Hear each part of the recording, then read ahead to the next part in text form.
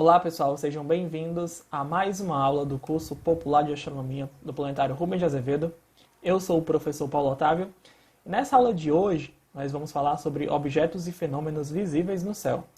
Como assim? Em uma noite calma, tranquila, sem nuvens, nós conseguimos enxergar vários pontinhos, tá? Pontinhos luminosos. Pontinhos esses que são, em sua maioria, estrelas.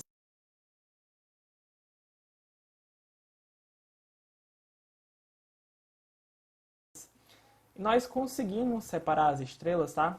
Em constelações. Ao todo, nós temos 88 constelações no céu e toda estrela está dentro de uma constelação.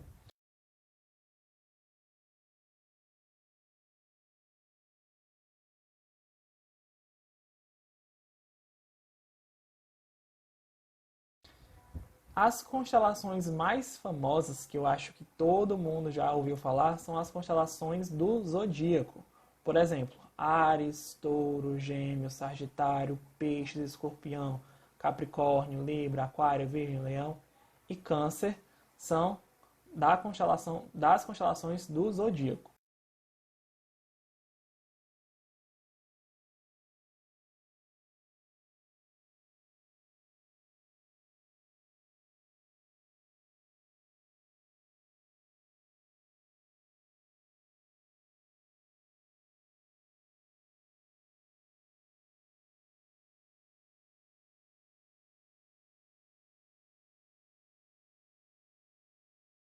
Mas o que são as constelações do zodíaco? O zodíaco é uma região do céu, tá ok? Que é o caminho aparente que o Sol vai percorrer ao longo de um ano. Como assim, professor? A gente estuda que a Terra ela gira em torno do Sol, tá? No movimento de translação. E nesse movimento, tá? Acontece que o Sol ele parece percorrer essas constelações ao longo de um ano. Então, no caminho que a Terra faz, parece que o Sol sempre está contido em uma dessas constelações. Tá? Ele percorre todas as 13 constelações do zodíaco, que também tem um serpentário, ao longo de um ano. Então, essa região, tá? Onde estão essas constelações, a gente chama de zodíaco. Ok? Porém, pessoal, muita gente acha que uma constelação é uma figura do céu. Por exemplo, aqui nós temos a constelação do Caçador, que é o Órion, tá certo? E o Órion, por ser um caçador, ele tem, né, ele tá com um instrumento para caça, ele tem um animal, né, ou pode ser um escudo também. Tem pessoas que dizem que é um escudo, mas muita gente acha que essa figura do Órion é a constelação. E não é, tá? Como também não é se você pegar só as estrelinhas e formar como se fosse a figura do caçador. Também não é. Uma constelação é uma área no céu, tá ok? Então, uma constelação é uma área. E nós dividimos o céu em 88 áreas, ou seja, 88 constelações. Ok, mas existe uma estrela do céu que não está em nenhuma constelação. Na verdade, ela transita ao longo de 13 constelações, que é o nosso Sol, que nós estudamos na aula passada. Então, quem ainda não assistiu essa aula, vocês podem vir aqui no canal do Planetário e procurarem a aula da semana passada, tá? Primeira aula do curso Popular de Astronomia, que é todinha sobre o Sol. Mas, além do Sol, nós conseguimos também enxergar no céu outros objetos do Sistema Solar. Eu acho que o mais famoso, que todo mundo já deve ter pensado assim, o que é que do Sistema Solar que eu consigo enxergar mais fácil no céu? Obviamente a Lua, tá? A Lua, que ela está iluminando quase todas as noites do céu, tá? É interessante a gente observar a Lua porque a Lua ela possui fases, não é? Então, sempre quando a gente vai observar a Lua, ela está de um jeito diferente. Se a gente observar a Lua hoje, observar a Lua amanhã, ela já vai estar de um jeito diferente, tá? Então vamos lá. A Lua, ela possui cerca de 1/4 do diâmetro da Terra. Então, ela é 1/4 do tamanho da Terra. É bem pequena. A gente acha que ela é bem grande, né? Como a gente costuma ver no céu. Diferentemente do que muita gente acha, na Lua tem gravidade, mas ela é muito pequena comparada à da Terra. Tá? Muito pequena mesmo. É 0,16 Então é muito pequena mesmo. Ela não possui atmosfera. Isso é importante porque a Lua ela possui muitos buraquinhos que são as crateras, tá certo? Então, se possuísse atmosfera, provavelmente nós não teríamos as crateras na Lua. A temperatura da parte iluminada da Lua, tá? A parte clara que a gente consegue enxergar, é de menos 247 graus Celsius quando ela está escura e quando está clara, 120 graus Celsius. Então é muito quente quando está iluminada e aquela parte que não está iluminada fica muito frio. E a Lua ela está de distância da Terra a cerca de 384 mil quilômetros. A gente para pensar, 384 mil pode ser próximo, né? Mas não, tá? Vocês podem ver que a Lua é um quarto do diâmetro da Terra e ela está muito distante do nosso planeta. Cerca de 384 mil quilômetros. E quando nós observamos a Lua também, nós vemos que ela tem uma região um pouquinho mais escura e regiões mais claras, tá certo? Os antigos acreditavam que essas regiões mais escuras eram formadas por água, tá? Assim como no nosso planeta. Então eles deram o nome disso de mares. Hoje nós sabemos que a Lua não possui água, tá certo? Não possui água líquida. Então assim, ficou mesmo só esse nome por conta da história. Então, os mares são regiões mais escuras na Lua e são formadas principalmente por basalto, certo? Que é rocha vulcânica. São partes mais baixas e planas na superfície da Lua. Já os continentes são regiões mais elevadas e mais antigas, tá certo? Na superfície da Lua. Então, aqui nessa fotografia, a gente consegue enxergar isso melhor. As regiões mais claras são os continentes e as regiões mais escuras são os mares. Mas vamos falar um pouco sobre a origem da Lua. Muita gente acha que a Lua ela se formou junto com a Terra, junto com a formação do Sistema Solar. Mas quando a gente vai analisar a composição química da Lua com o nosso planeta, vê que existe uma diferença muito grande. Então, essa teoria de que a Lua e a Terra foram formadas no mesmo período não é aceita, não é válida. Outra teoria que surge é que a Lua poderia estar passando próximo ao nosso planeta e a Terra, com sua gravidade, ter atraído a Lua para ficar em órbita. Mas, quando a gente faz uns cálculos, nós vemos que a atração gravitacional da Terra, o nosso planeta ele não teria uma gravidade suficiente para fazer com que a Lua ficasse presa. Então, a teoria mais aceita sobre o surgimento da Lua é de que ela se originou com uma colisão de um corpo mais ou menos do tamanho de Marte com a Terra primitiva. Nosso planeta era um pouco maior. E nesse choque ficou muito material em torno da Terra. E esse material, o que era muito pesado foi cair no nosso planeta e o que era mais leve foi se juntando para formar a Lua. Como é que a gente sabe disso? Pelas missões Apollo da NASA, tá? Apollo 11, 12, 14, 15, 16, 17. Foram as missões que chegaram na Lua e trouxeram rochas lunares, tá? Então, através da composição química, da análise desse material, que a gente acredita que a Lua ela tem se formado, tá certo? Depois dessa colisão, esse corpo do tamanho de Marte com a Terra primitiva. Aqui há um esquema que mostra todas as fases da Lua, tá? Tirado em dias diferentes. A Lua, pessoal, a gente tem 4 fases principais. A fase que ela não está iluminada, que é a Lua Nova. A face voltada para a gente não está iluminada, Lua Nova. Nós temos a quarto crescente, que ela está metade iluminada. A fase cheia, que ela está totalmente iluminada. A fase quarto minguante, que ela está novamente metade iluminada. E volta para a Lua Nova. Tá?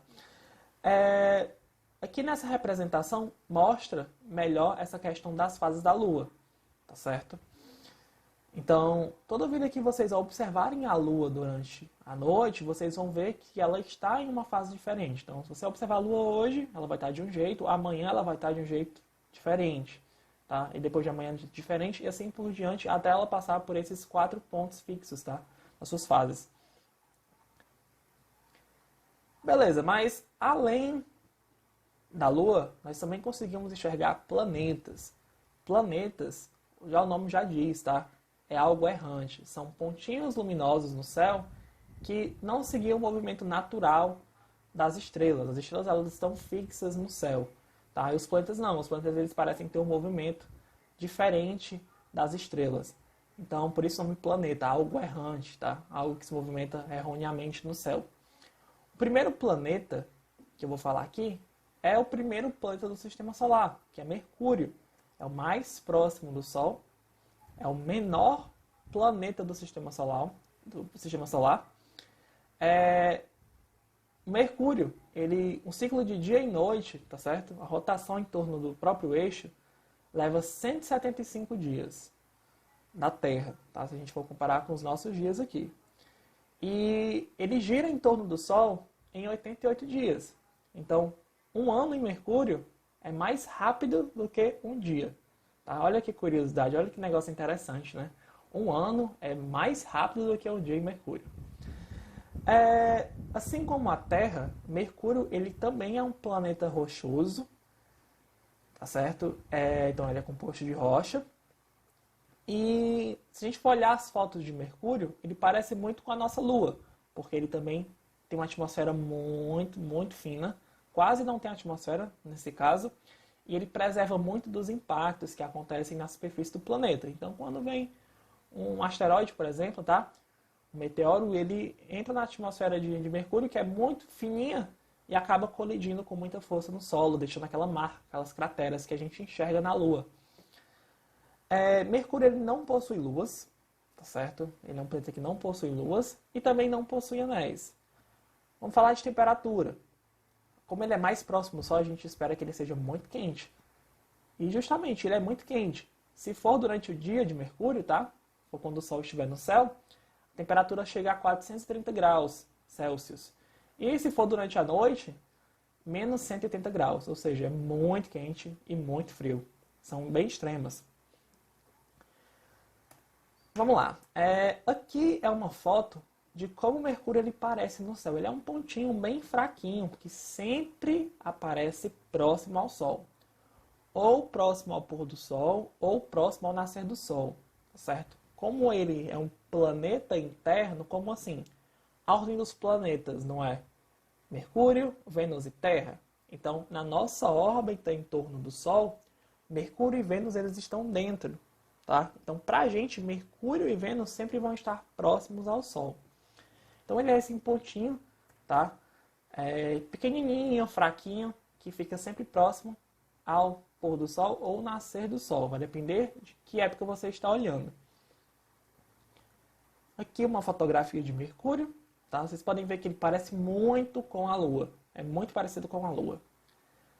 Nessa fotografia aqui, nós temos Mercúrio ele passando na frente do Sol, tá? Mercúrio é esse pontinho preto que vocês estão vendo aí. Olha que interessante. Olha o tamanhinho de Mercúrio comparado com o disco solar. Claro que Mercúrio ele é muito menor. Se a gente fosse comparar Mercúrio com o Sol, ele é muito menor. Mas isso foi um fenômeno que a gente conseguiu observar aqui de Fortaleza, em 2016, que é o trânsito de Mercúrio. E ocorre a cada 11 anos. Então, 2016 mais 11 anos, nós teremos outro trânsito de Mercúrio.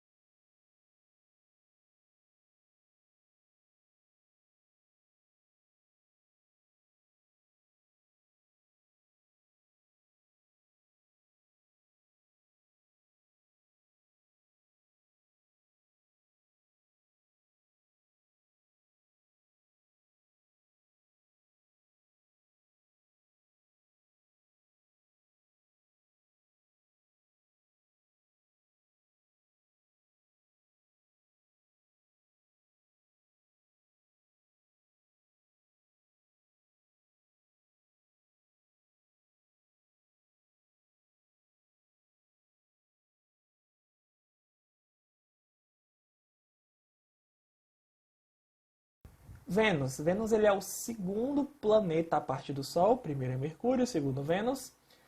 E ele tem quase o mesmo tamanho do nosso planeta. Tá? Ele quase o mesmo tamanho da Terra. Ele é o segundo mais próximo do Sol. Tá? Uma distância de cerca de 108 milhões de quilômetros do Sol. Ou seja, é próximo do Sol, mas é bem distante ainda.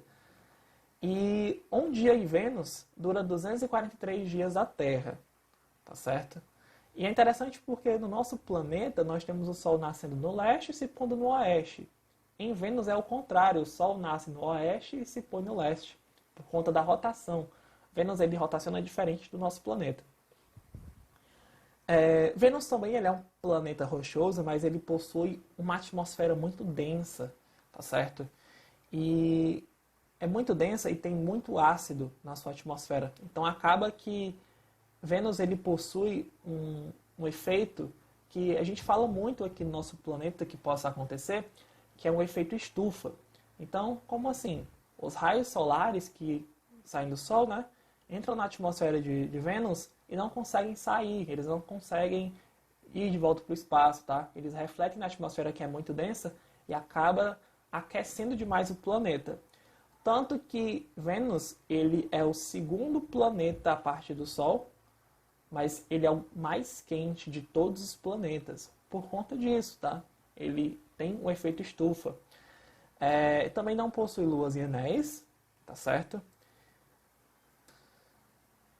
Vênus também, ele é conhecido como a estrela d'alva, mas a gente sabe que Vênus não é uma estrela, e sim um planeta. Daqui a pouquinho a gente vai ver como diferenciar uma estrela de um planeta no céu. Mas Vênus, ele é o planeta que mais brilha quando a gente consegue observá-lo, tá? Por isso que é chamado de estrela d'alva, tá? Mas não é uma estrela. Quando a gente observa Vênus através de um telescópio, nós conseguimos ver que ele também tem fases, como se fosse a nossa Lua. Então aqui é uma composição de várias fotografias de Vênus em épocas diferentes. Vocês podem ver que lembra muito a Lua, tá?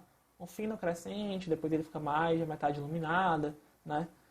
Depois fica fino crescente de novo. É bem interessante a gente conseguir observar Vênus. Quem tiver a oportunidade depois de ver Vênus através de um telescópio, é bem interessante, é bem legal. Mercúrio, Vênus, Lua, todos vocês conseguem observá-lo sem precisar de telescópios, tá? A olho nu. Claro que para ver detalhes a gente precisa de um telescópio, mas o objetivo aqui é que a gente consiga observar a maioria dos objetos a olho nu, tá? Sem precisar de nenhum instrumento.